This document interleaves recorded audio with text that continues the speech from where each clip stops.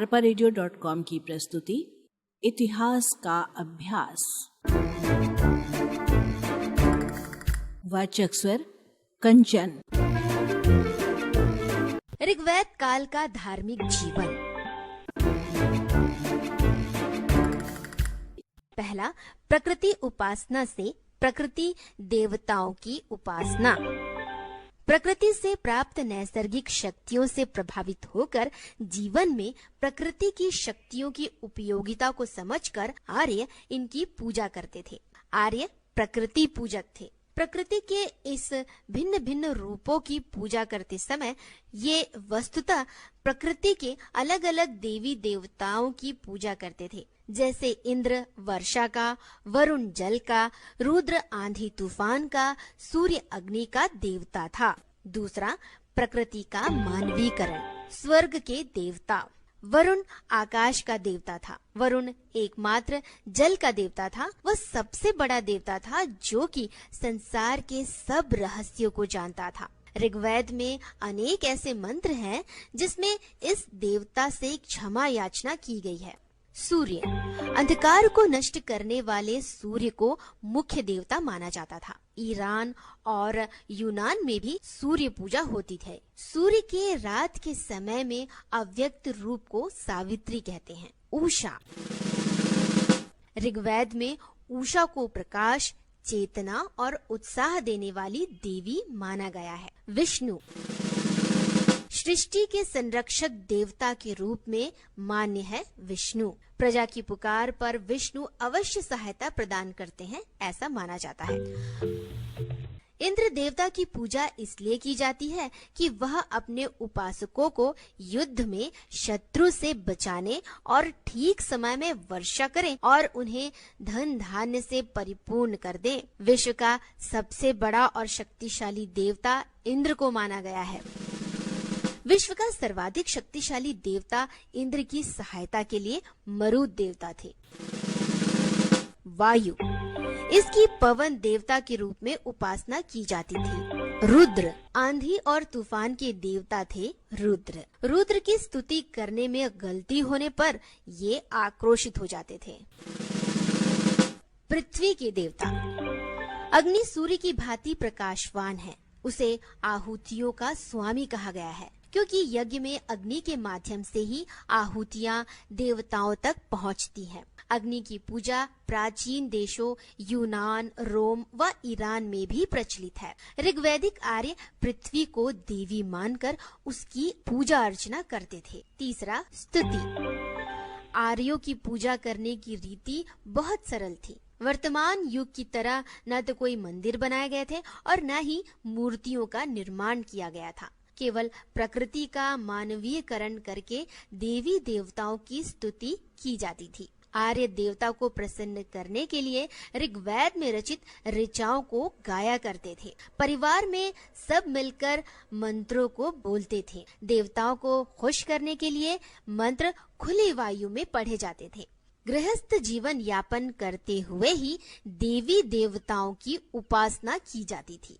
चौथा, यज्ञ। परिवार के सभी सदस्य एकत्र होकर मंत्रों की सहायता से यज्ञ कार्य संपन्न करते थे।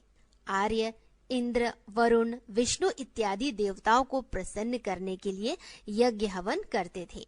यज्ञ में मंत्रोच्चारण के लिए होता, पूजा से संबंधित हाथ के कार्य के लिए अहवर्यु तथा मंत्रों को किस तरह गाना है उसके लिए उद्गाता होते थे। यज्ञ सुख, शांति और समृद्धि के लिए किए जाते थे। प्रत्येक व्यक्ति अपने लिए स्वयं व्यक्तिगत रूप से यज्ञ करता था। पांचवा, एक ईश्वर का ज्ञान।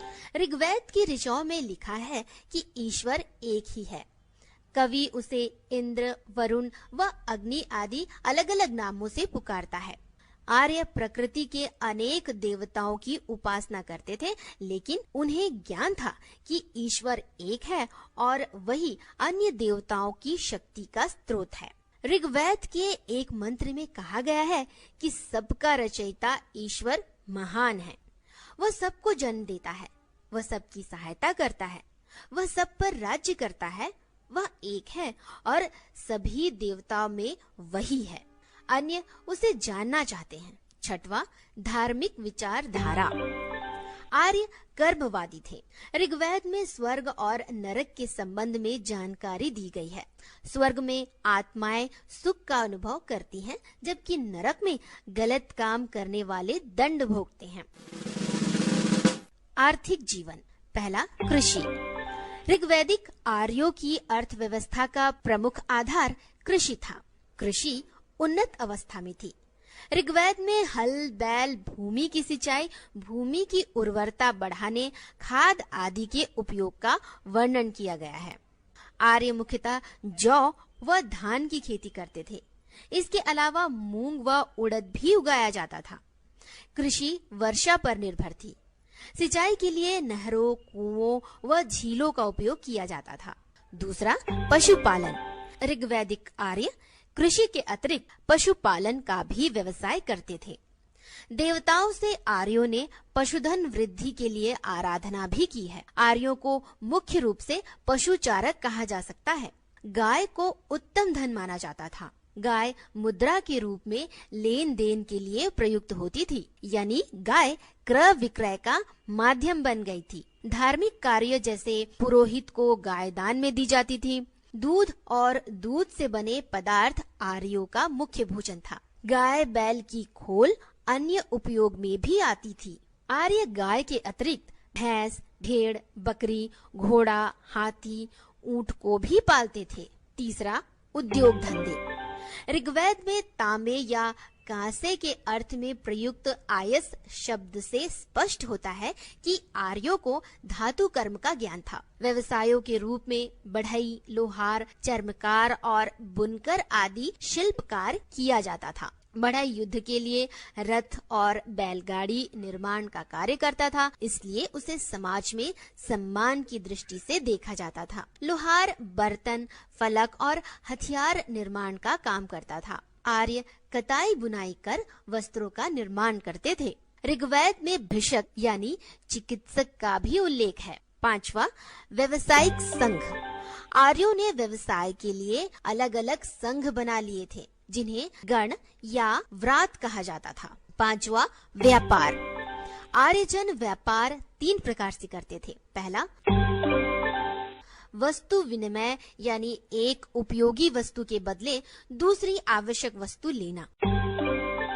गाय भी विनिमय का माध्यम थी। तीसरा, निष्क। ऐसा अनुमान है कि निष्क पहले गले में पहने जाने वाला सोने का आभूषण के रूप में प्रयुक्त होता था। बाद में निष्क का प्रयोग मुद्रा के रूप में होने लगा।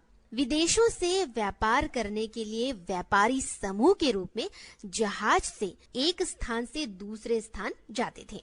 डॉक्टर भंडारकर के विचार में ऋग्वैदिक काल में निष्क चित्रपूर्ण और अंकपूर्ण मुद्रा थी, परंतु हिरण्यपिंड चित्रविहीन और अंकविहीन मुद्रा थी। छठवां, दास प्रथा। इस काल में आर्यों में दास प्रथा प्रचलित हो चुकी थी। दास से घर के काम कराए जाते थे। दासों को उपहार में भी दिया जाता था।